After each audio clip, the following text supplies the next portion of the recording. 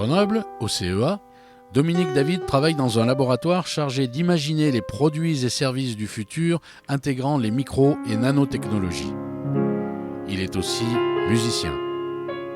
Je suis tombé dans la musique quand j'étais petit, vraiment tout petit.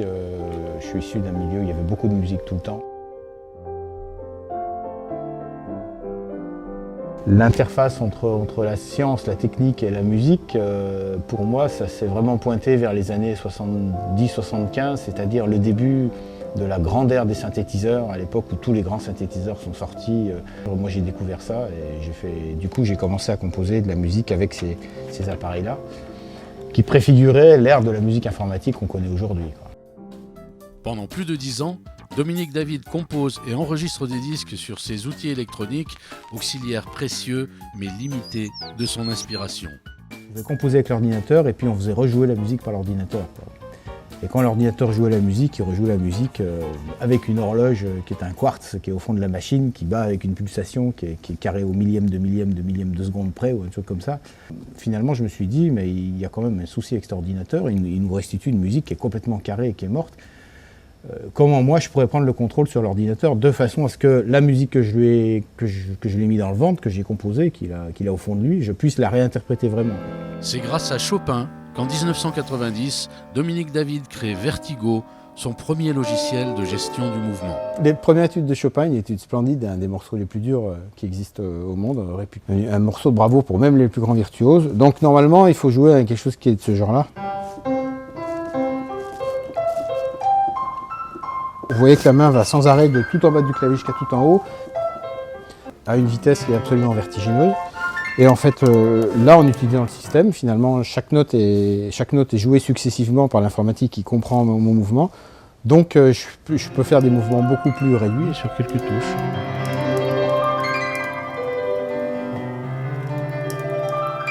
En créant le logiciel Vertigo, Dominique David a trouvé le moyen de s'émanciper des gammes et de la technique. La perfection technique, elle a rarement grand intérêt, quoi.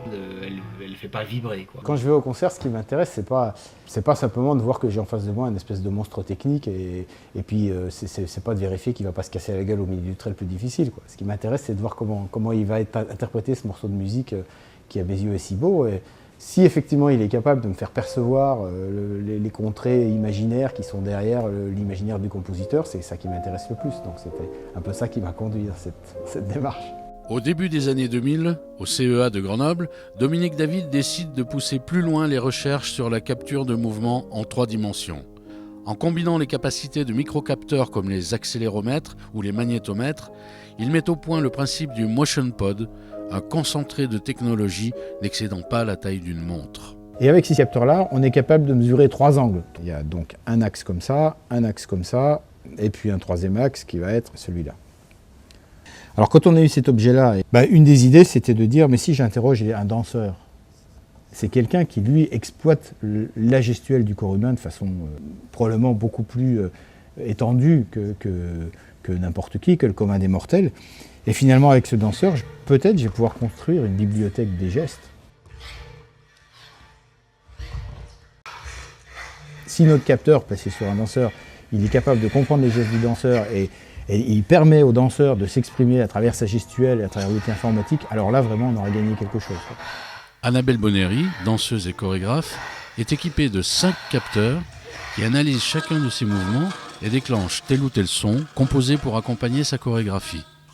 Elle crée ainsi elle-même, en dansant, son propre univers sonore.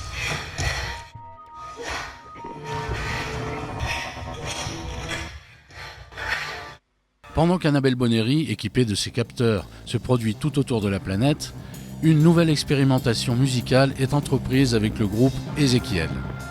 Les capteurs sont cette fois intégrés aux instruments et à un ballon interactif.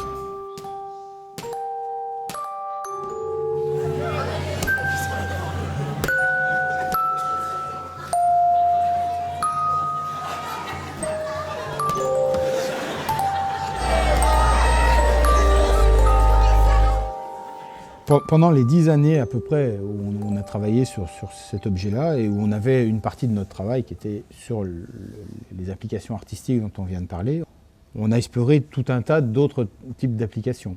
On a mis des montres sur des skieurs qui faisaient du freestyle ou des loopings en l'air. On a mis des montres sur des personnes âgées au centre hospitalier universitaire avec des spécialistes de gérontologie. On a travaillé avec des kinésithérapeutes et d'ailleurs aujourd'hui c'est une application industriellement effectivement développée. Et il y a des kinésithérapeutes maintenant qui travaillent avec cette montre de façon à avoir une meilleure mesure et compréhension de l'évolution du geste de la personne au fur et à mesure de ces séances de kiné. Grâce à leur fiabilité, leur petite taille et leur faible coût, les capteurs de mouvement imaginés par Dominique David et aujourd'hui commercialisés par la société Movea ne sont sans doute qu'au début de leur développement industriel. La créature échappe peu à peu à son créateur. Je suis passé à autre chose, effectivement. Un peu par la force des choses quand même. Un peu justement parce que le système s'est emparé de l'innovation. Il y a une start-up, il y a maintenant des dizaines de gens qui travaillent autour de ça. Voilà, quand quelque chose grandit, il vous échappe d'une certaine façon. Ça, à la limite, c'est assez positif.